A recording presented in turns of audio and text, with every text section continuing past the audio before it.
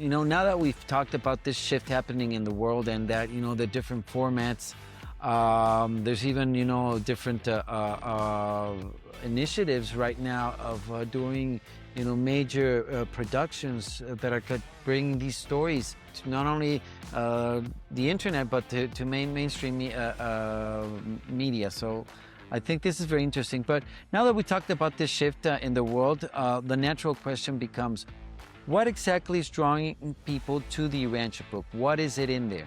In this segment, we open the door and take a look inside.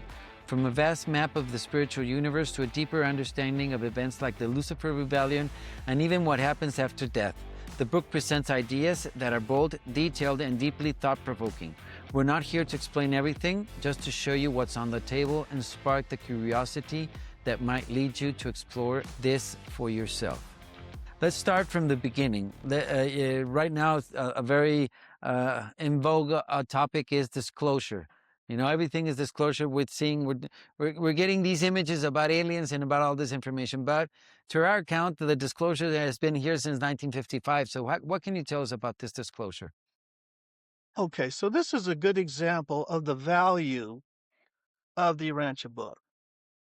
As you mentioned, everyone is talking about disclosure right now. And what do we mean by disclosure? It's the idea that the governments have been sitting on information about non-human intelligence, about contact with them, about their craft, and about beings that simply aren't from here. But here's what I keep thinking about, and that is the most comprehensive disclosure of non-human intelligence ever made to the human race happened quietly in 1955 in Chicago. There was no congressional hearing and no press conference, just a book. Now let that sink in for a minute. What the Urantia Book tells us is it gives us a comprehensive view of celestial intelligences outside of the earth, within our cosmos, and an abundant number of personalities that function here on our planet. Mm-hmm. Now, most people accept that there are these celestial personalities. The Bible speaks very meagerly about some of them. We have a mention of seraphim and angels. Lucifer has been mentioned. The devil has been mentioned. But that is just very small. It's putting Number of everything in entities. one identity.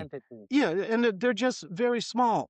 The Urantia Book opens us up to the names of these celestial personalities, their roles, their ranks, what their relationship is to the wider universal government, what their relationship is to planet Earth, and what their relationship is to individual mortals. Yeah. So when people talk about disclosure, what are they really asking for? They really want to know, are we alone? Is there intelligence beyond what we can see? Is somebody aware of us? Does our existence matter in the larger context? Those are the real questions underneath all of these hearings and inquiries that are taking place. The craft and the cover-ups are almost secondary. The real hunger is cosmological.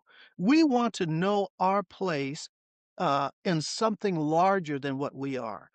And the Urantia Book answers every single one of those questions in details with names, roles, functions, and relationships. So, without having to even go into a deep dive about any of that, if those questions interest you, if you've always wondered about them, then this is a place to begin an investigation. That's one of the things. No, definitely, and I mean to one of the things that happened to me, and as I got, when I turned 18, started going and, asking a lot of questions. And I always mention this, that, and one time I was in mass in church. And, I realized that a lot of people went there not to get closer to God, but to get away from the devil, and I wanted to get close to God. So I went into that, that discovery, and this information, as you said, the rank, the type of being, the relationship we have with them. And what really strikes me, and really, the novelty that this, like you're saying, this disclosure of understanding who we are. If we're alone, number one, we're not alone.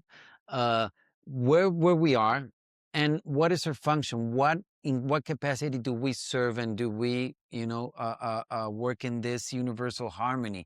I think that's very important, because it gives us meaning. I think that's really fundamental in what happened to me, this disclosure, this understanding of how everything works, and how we relate to these different beings, and the different levels, and the different, parts of the universe. Like we were saying, the central universe, which is perfect, if we can fathom that, and these, super universes, who are, we're in time and space. And time and space, especially time, gives us that possibility to be, come from a material, imperfect, reality, and evolve through our hard work, and our, our progressive evolution, into that, eventually becoming one with the Supreme. And that concept, which is another thing I like about the Urantia book, the concept of the Supreme, how everything is working together, and we're all eventually, we're actualizing, or we're creating this God the Supreme, this concept. I don't know if we'll have time to talk about this. I think this is a whole, a podcast episode to talk about, the Supreme. But that's what I like, this, position in our place in the universe. So, yes. So there's one other thing about disclosure I want to mention, Hmm. and it's perhaps the most astonishing disclosure isn't about beings who are outside of us. It's about the being within us. Hmm.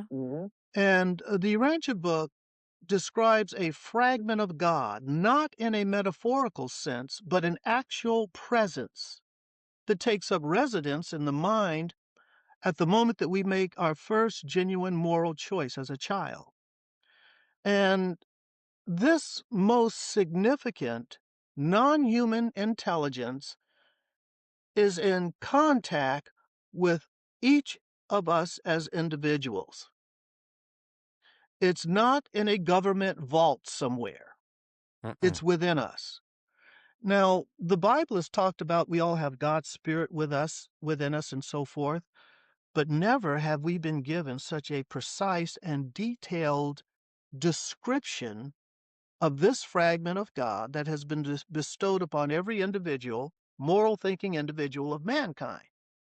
That's an amazing disclosure. Yeah. And most of us die without ever realizing the potential that we have within us by co-partnering with Exactly. this entity of God.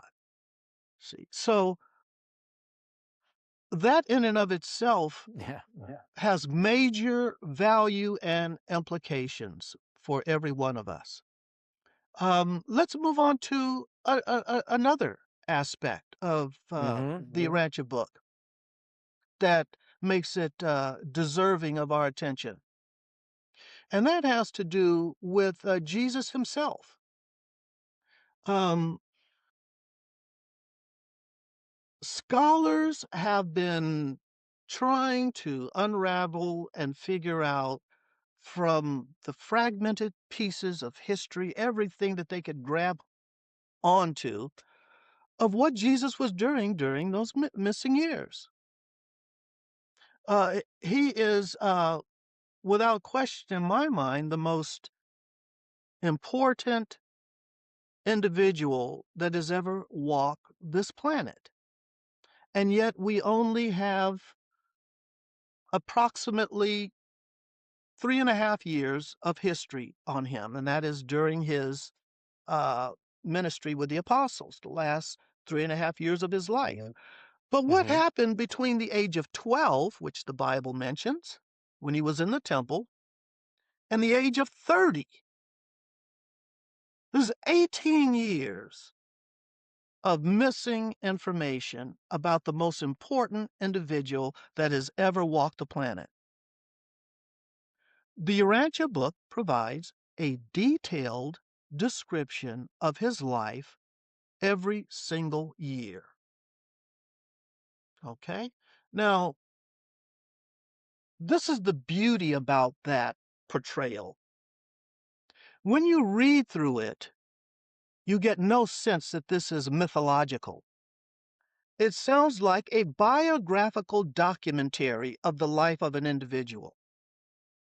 Yeah. And as you're reading through it, so many pieces of the puzzle begin to fall in place about how Jesus knows the struggles of humanity, how he knows us as an individual, because we're seeing aspects of his humanity that has never been revealed to the world before. Definitely. Definitely.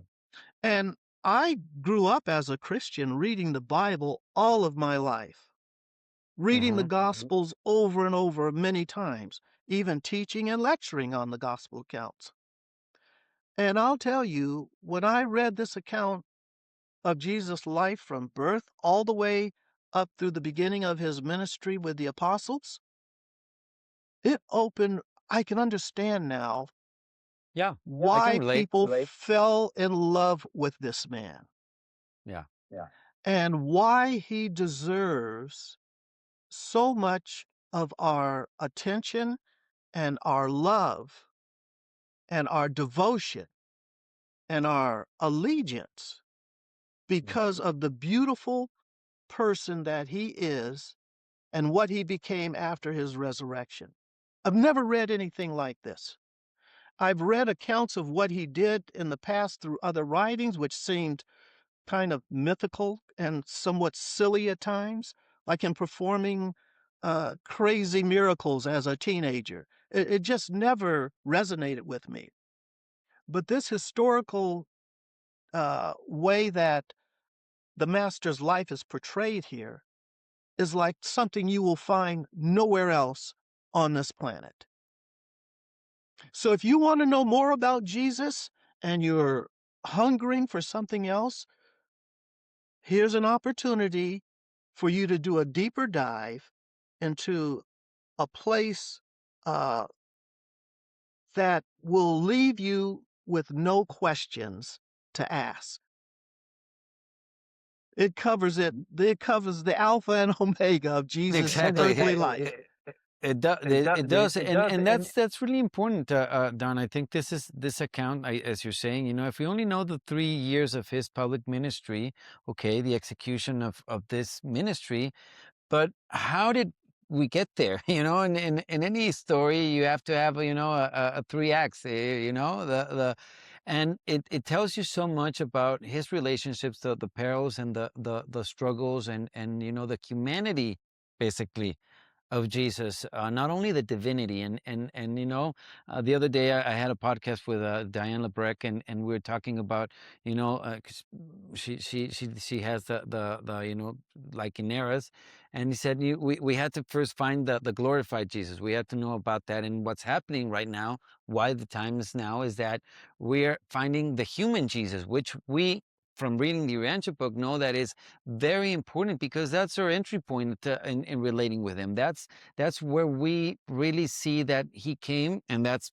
you understand why he came. And let me just point this out. And one of the things that did not really, and it did not make sense to me, is that why, if God is all loving, as Jesus presented him, did he send you to die? And it was his will, to rid our sins with your blood. Why? I don't get it. And why are we, we're not going to get into that, but that was one of the main things that did not check with me. But when I understood in the Urantia book what it says about Jesus and the missions of bestowal, of living in these creatures and these beings that we talked about, in the disclosure, understanding them, living their lives and being able to judge them and to be, in the end, get his full authority and full sovereignty on his the domains that he is in charge of. Let's say, if we want to, we can explain it in a way. So that made a lot of sense to me, and it wasn't although there is a lot of lessons in the cross and about the always respecting the will of your creatures. I think that was the main a lesson there for us to take, and the struggles. We all have that cross to bear. Even Jesus, even an incarnated deity, had to go through these struggles, but he went through them. And what a great example! That's what I take from the cross. What a great example of going through these struggles and taking this with you. So, think like you said, it is the portrayal of Jesus is beyond what we've ever seen.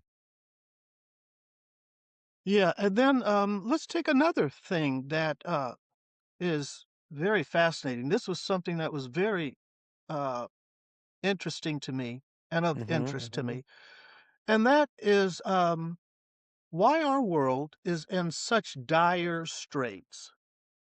The Bible tells us about the book of Genesis about it. It has its description of the fall of man.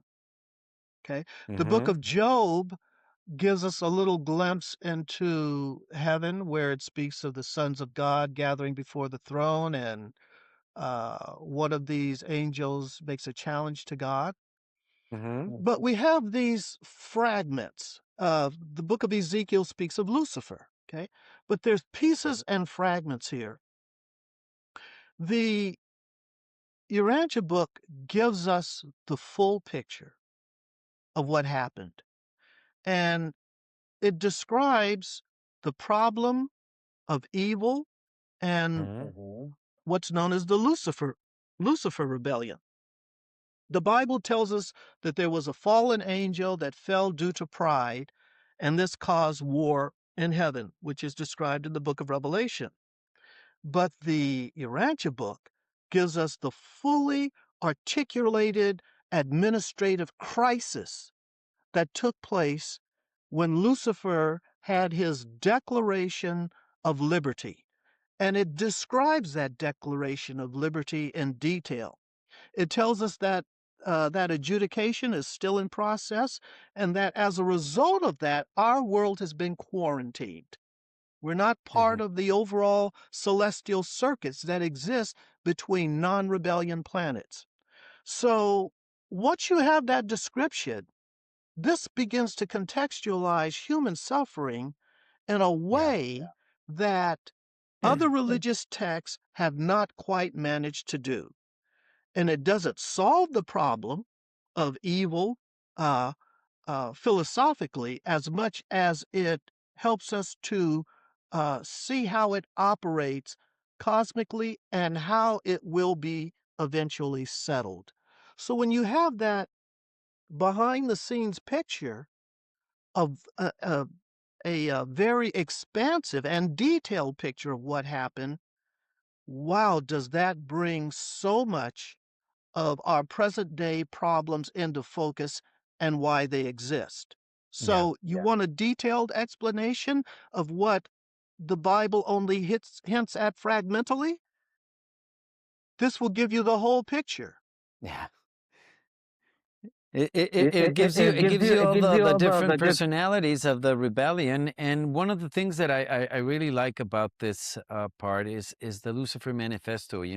What it says there. It's like any declaration. I mean, we have the Declaration of Independence. It states there the reasons, the why they're. It's a it tells you why this is happening, and it gives your position or what your views, tells you why it's not following, and then the conclusion. And that's Lucifer Manifesto. It paints it in a very practical way that you understand his thinking and why people fell into that.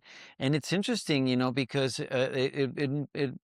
you know, thinking about it, not only recently, but it does have to do a lot of the same characteristics as what, the free and false liberties that we see today, happening, and that clash. And I see that's one of the other reasons why this is, the Urantia book is taking, more front and more focus, because this is happening. It's this manifesto and these false liberties are there, and we're not only losing faith in our religions, or institutional religions and gurus, but we're also losing faith in our governments and in our institutions. And we now understand, or we're turning to understand, that if we do not have God in our centerfold, in our everyday lives, and live for Him, and we just serve false gods, we get into this situation that we get into. On the Divine Within podcast, we'll share real conversations to help you find a personal connection with God. My goal is to support your faith, growth, and journey toward discovering the divine within yourself. Join us to deepen your faith and spiritual journey.